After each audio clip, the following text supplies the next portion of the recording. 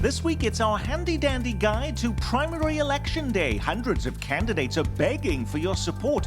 Will you vote? Have you already cast your ballot? Just ahead of Tuesday's big vote, we track the issues, the races, and the faces of the most uncertain and underreported election in modern memory. Week in Review is made possible through the generous support of Dave and Jamie Cummings, Bob and Marlise Gorley, Haas and Wilkerson Insurance, the Courtney S. Turner Charitable Trust, John H. Mize and Bank of America N.A. co-trustees, and by viewers like you. Thank you. Hello, I'm Nick Haynes. Glad to have you with us again on this journey through the news of our week. There's an important election on Tuesday, but have you paid much attention to it? With a pandemic, clashes over masks and protests over racial justice, and many in despair about lost jobs and pay, Tuesday's primary on both sides of state line has got pretty much lost in the shuffle. This half hour, we try to fix that. With us are four people paid to keep track of those issues for you. From the pages of your Kansas City Star, Dave Helling. From KCUR News, Steve Kraske, Michael Mahoney, chief political reporter at KMBC 9 News, and Eric Wesson, the managing editor of the Call newspaper. Now, before we get into any of the races, let's start with what we might expect. Programs like this used to be so important right before an election, so people would know what's on the ballot and the pros and cons of issues. But with advanced voting and huge numbers of people casting mail-in ballots, have most people, Steve Kraske, already voted, particularly in Kansas? Yeah, I think a lot of people have voted, Nick. The word got out early that it might be a risky time to be voting this year because of the virus. We're seeing record numbers of people voting by mail. And in the meantime, you have the president of the United States saying today, very concerned about what this might mean, fraudulent election results. There's no proof that voting by mail leads to more fraud. But adding to the confusion is our president right now. And election officials on both sides of state line, Eric Wesson, saying masks are not required. You don't have to wear a mask to vote in Kansas or Missouri. Will that mean some people will decide, I'm not even going to bother to vote? Or perhaps we may see some clashes on election day at polling stations? Well, I think most people, our readers and people in the cities, I think they will wear masks. If people aren't comfortable with that, then they have a system set up to bring the ballots out to them and they fill them out outside. But the biggest problem that is going to be in this election is the mail. That's going to be the biggest problem. I have had countless people call us at the newspaper saying they haven't gotten their ballots. They sent their ballots in, nothing happened. And we've got pictures of mail just sitting on the floor, first-class mail at the post office. So the biggest problem with this election is going to be the mail. Okay, that sometimes happens already in previous elections, Michael Mahoney. Is there any evidence this is a greater problem this time around? Yeah, it's going to be a greater problem because there are more people that are choosing to vote by mail, both in Missouri and in Kansas. Steve made mention of the fact they've had over 300,000 requests for mail-in ballots before the deadline passed earlier this week to have them sent out to folks. That is 6 and 7 times more than they've ever had in Kansas on advanced voting. And they've also had 6 or 7 times more ballots returned already. The other thing that's going to complicate this is, what Eric is saying about the mail is one question.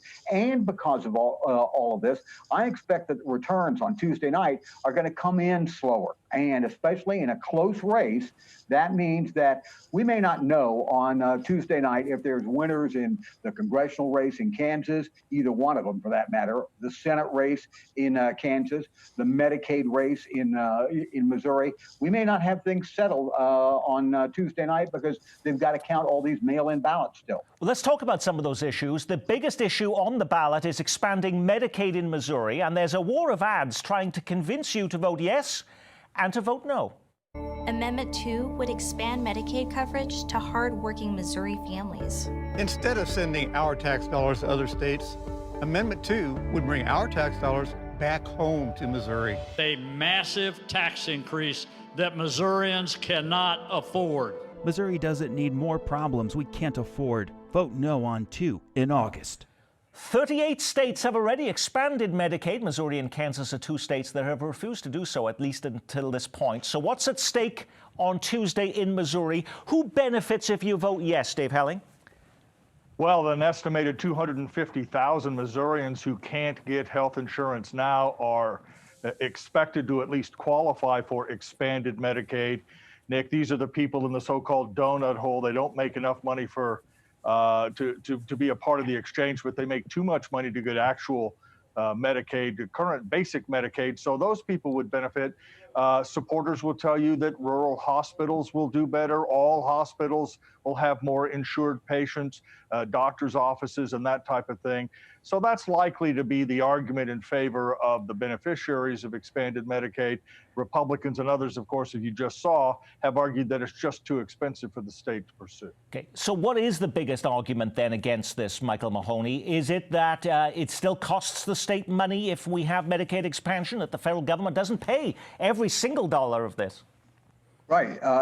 They say it's a budget buster. Even the advocates say that Missouri will have to pay somewhere in the range of about $200 million a year to cover this program. State costs on that. And this past week, the treasurer, Scott Fitzpatrick, and Cody Smith, the House Budget Chair, were going around the state saying, look, this could jeopardize education. It could jeopardize public safety. It could jeopardize transportation. And Fitzpatrick also said, look, this might also encourage people not to find a job if they have Medicaid benefits, and people pushed back on that strongly and said that the facts don't indicate that. He hasn't brought that up since he did it here in Kansas City. The federal government, Steve, picks up about 90%. The state would be in charge of 10% of those costs. But could those costs go up even greater now that we have a lot more people who are not working at this point in time and probably dropping in income every single day?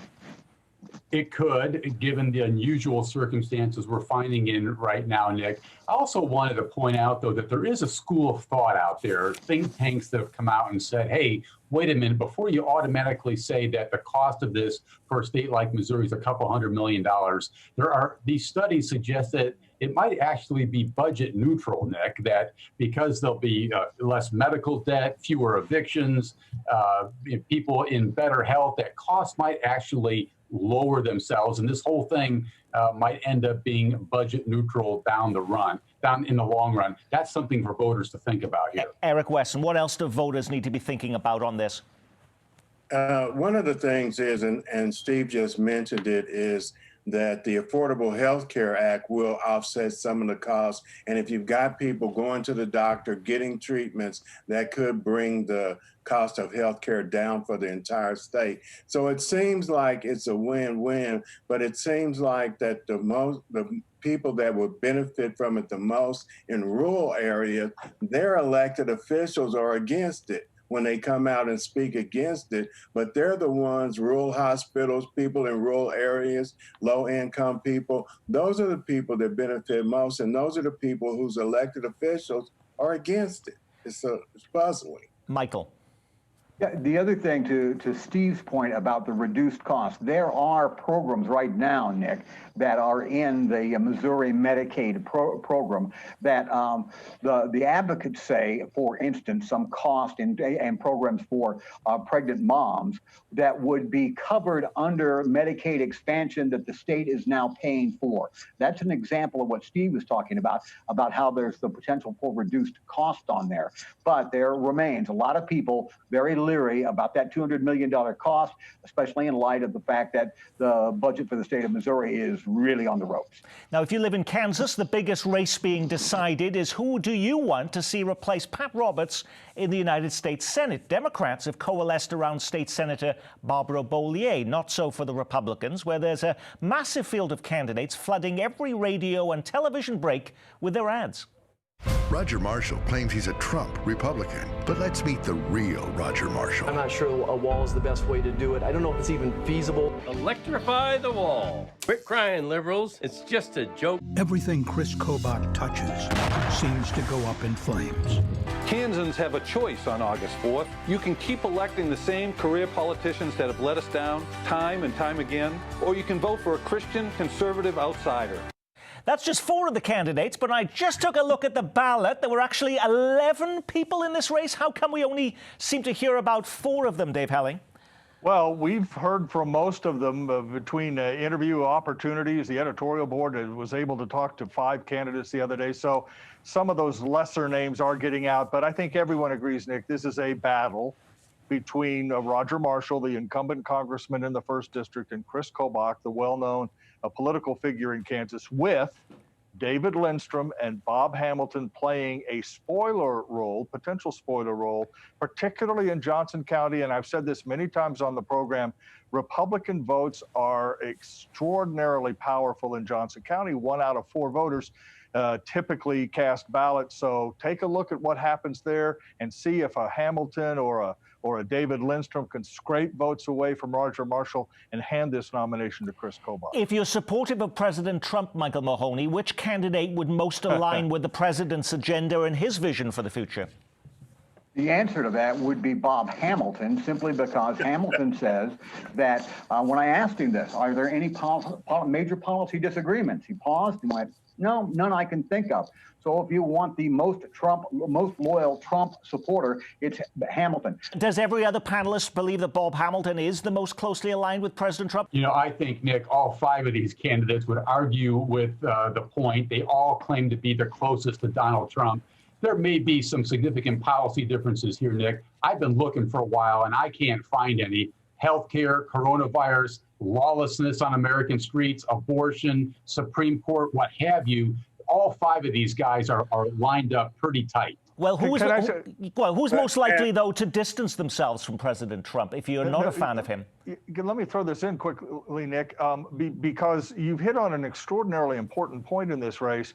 Both Roger Marshall and Chris Kobach claim they have the backing of the president, who has declined, at least as we tape this, to issue an endorsement in the race.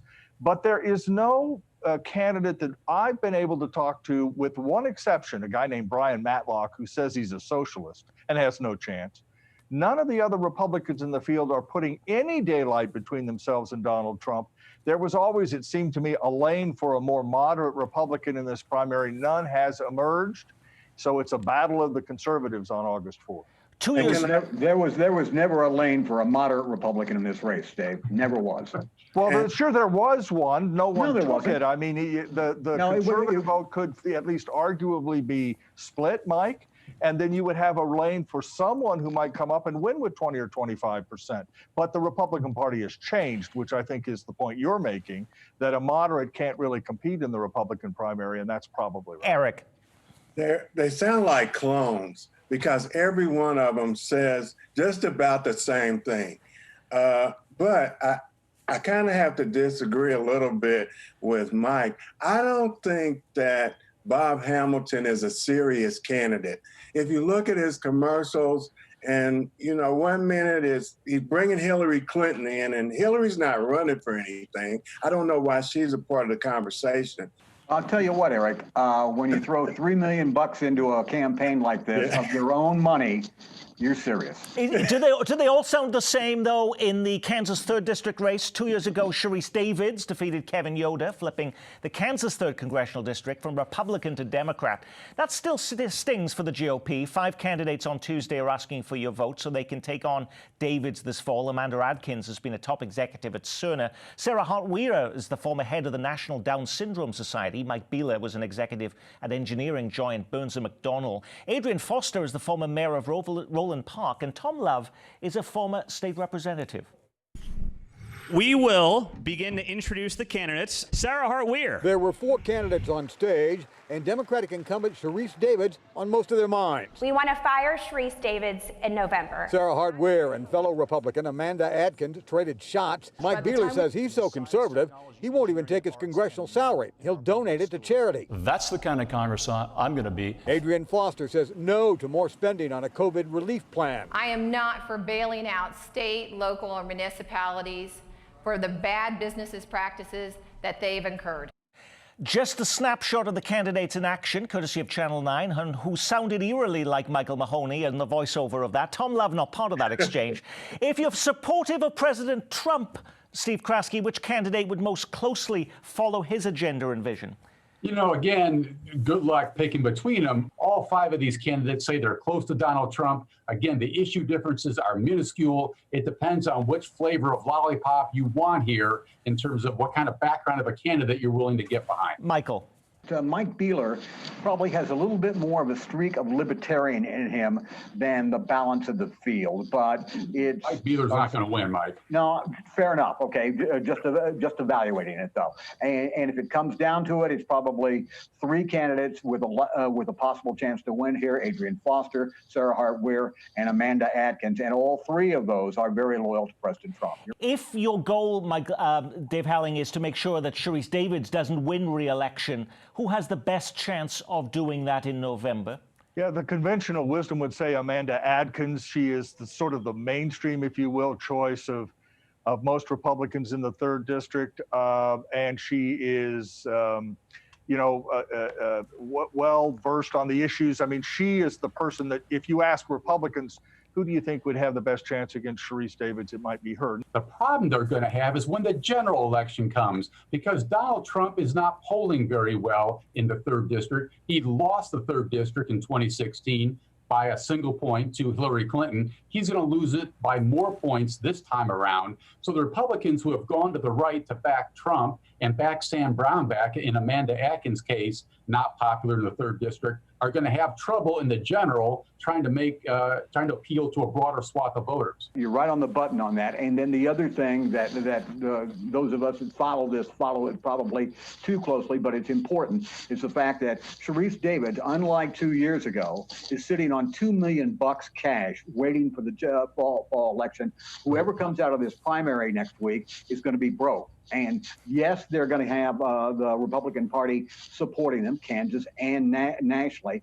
But the Republicans are very fearful that they have lost this seat for some time. And it'll be interesting to see where they go and how seriously they put some money into it. Watch carefully to see if the National Republicans do invest in this race, because I've been told that they've already conceded they've got a real uphill battle in Kansas 3 and may not invest any money at all, particularly as the House starts to eke away in other parts of the country. That's a great segue, actually, to our next section of the ballot. Also up for re-election this year is every member of the U.S. House. That includes Steve Watkins, who represents the Kansas 2nd District, who we've seen making the headlines over voter fraud changes over the last few weeks.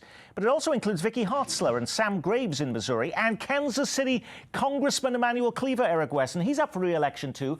Of this entire bunch, why is it that we only seem to hear anything about Steve Watkins? Is he the most vulnerable? Absolutely, and especially with the voter fraud thing, that puts another chink in his armor.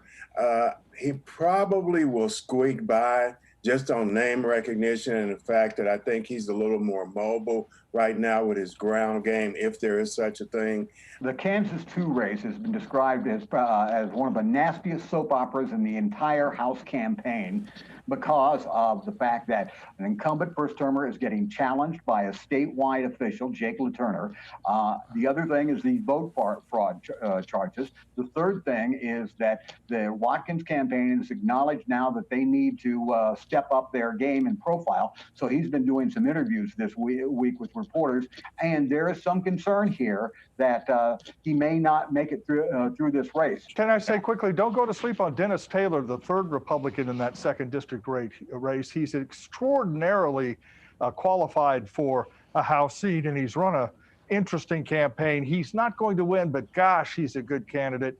And it's a shame he hasn't gotten more oxygen. And I will say, though, that's why I'm going back to what Eric just said about Steve Watkins potentially squeaking by, because he hasn't just one opponent, he has got 2, Dennis Taylor and Jake LaTurner. That gives him an advantage with the 2 other opponents, don't you think? It absolutely does, because when you got 3, then you don't have to get to 50%. You got to get to 34%. Yeah. If he can win with 3 felony counts weighing against him, that will be a modern-day political miracle. All right. While handling of COVID-19 is expected to be a major determining factor in how voters pick candidates, is law enforcement and the social justice movement also on the ballot? And how does that impact a slew of down-ballot races in Jackson County? Sheriff Darrell Forte is being challenged next Tuesday by the man who once held his job, Mike Sharp. Sharp resigned after a lawsuit alleged he had a romantic, sexual and financial relationship with a female employee in his office. Did he regret resigning? Why does he want his old job back, Eric? You know what? I don't know. I think people are souping him up into doing it. Of course, one of the things that he campaigned on or mentioned was helping to build a new county jail. In doing so is something in eastern Jackson County. Maybe there's some people saying, hey, we'll get behind you if you get us some contracts for building a new county jail out here. You had a outside affair with a lady, girlfriend, why you got a wife, you took taxpayer money, you admitted taking taxpayer money, now you have the gall to come back and ask for your old job back, and I just think that's a lot of nerve. I actually just heard from somebody saying exactly the same thing about Darryl Forte, that he just, he got a huge payout when he was retired as the police chief in Kansas City, Missouri, and then he becomes the sheriff. So aren't there concerns about him too and the type of job that he is doing? Well, Mike Sharp says there is. He says that Darryl Forte doesn't show up often enough on the job. He's been too punitive when it comes to his own deputies, disciplining many of them going forward. But there's a long history in American politics of politicians who have been disgraced, trying to redeem themselves through one more comeback election. That's exactly what Mike Sharp's trying to do here. In Wyandotte County, District Attorney Mark Dupree is being challenged by Christiane Bryant. She's an assistant prosecuting attorney in Jackson County. Does any of the recent unrest over race, policing and social justice have any bearing in the race between Dupree and Bryant, or is her decision to challenge him totally independent of that, Dave? Well, racial politics are always part of politics, Nick. That's true in Wyandotte County. Mark Dupree, of course, the incumbent and African-American. He's been the subject of some pretty intense criticism by people who have worked in the office before. Certainly the police department in Kansas City, Kansas has been active in their criticism of Dupree, so we'll see what happens. Just to backtrack a bit, it's also true in the Sharp-Forte race that race is in the background there. Particularly the efforts by the current sheriff to be more integrative, if you will, in the sheriff's department. I mean, those down ballot races really are informed by the Black Lives Matter movement, and we'll see how it plays out next Tuesday. People of color or Black people, Hispanics, are glad to see that Dupree is doing some type of reform against the good old boy network that evidently existed there. But I think it wants to get back to, hey, let's do things the way that we used to do it before Dupree came. So it's definitely race at the bottom. Which is, wouldn't you say, Eric, the same thing in the sheriff's race in Jackson County? Let's go back to the way things used to go. Right, exactly. Absolutely. This is a guy that only hired one Black deputy sheriff in his entire 7 years in office. That's not a good look.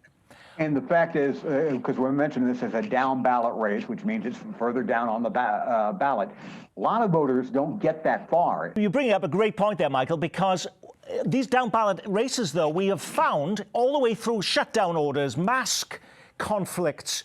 It's really local decision makers on the bottom of the ballot who have made all of these decisions, whether it be on the county commission, the State Board of Education, for instance, with schools, Steve Kraske.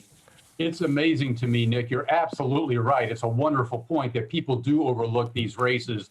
But, county officials determine if you're going to wear a mask or not. Your local school board member determines if your kid's going to go to school this fall. The state school board members that no one really cares about determines, when your classes might begin.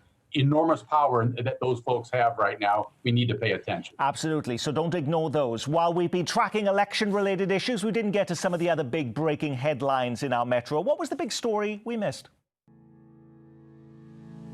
Can we expect another round of shutdowns? Mayor Quinton Lucas and Kansas Governor Laura Kelly both considering new restrictions. A big target is bars.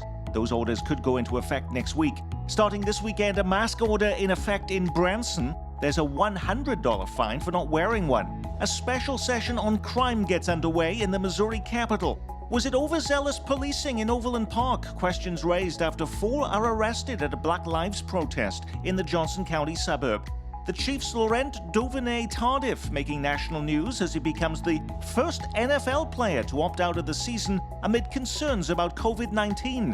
And the Royals get a new owner. Does he look familiar? Patrick Mahomes signs on as part of the team's new ownership group. All righty, Dave Helling, was it one of those stories or something completely different? The Missouri curators this week decided to make Mun Choi both the president of the entire system and the chancellor at the University of Missouri-Columbia. That makes the folks at UMKC and University of Missouri-St. Louis extraordinarily angry. They think they're headed to second-class citizenship. Eric Wesson. Black organizations, the Urban League, the NAACP, SCLC, Black ministers are furious about an exchange that took place between Teresa Laura and Melissa Robinson in the city council meeting last week. They are asking Mayor Lucas to strip her of all of her committee seats and leadership positions because her comments, Teresa's comments, were extremely racist. So that was a story that we really missed. Michael, we wrote about it. Michael Mahoney. Governor Kelly's effort to probably roll back and tighten the restrictions in Kansas is not going to happen because she agreed to some limitations in the new law there that prohibit her from doing that until the first 10 days of September. So discussions about tightening down on bars and restaurants, going back to 25% capacity, all that is talk for right now because she's restricted from doing it. And the final word to you, Steve Kraske. Nick, I think it all comes back to the virus. It continues to expand. It continues to grow. What does that mean for us going forward? Are we going to shut back down again? People close to Mayor Lucas tell me that shutting down Kansas City one more time is definitely on the table. And on that, we will say our pre-election week has been reviewed. Thanks to the Call's Eric Wesson for checking in with us, along with Dave Helling of the Kansas City Star, from KMBC 9 News, Michael Mahoney, and keeping you up to date weekdays at 9 on KCUR-FM, Steve Kraske. And I'm Nick Haynes. You vote on Tuesday, so on the next Week in Review, we'll dissect your picks and what it all means. Until then, from all of us here at your Kansas City PBS station, keep calm and carry on.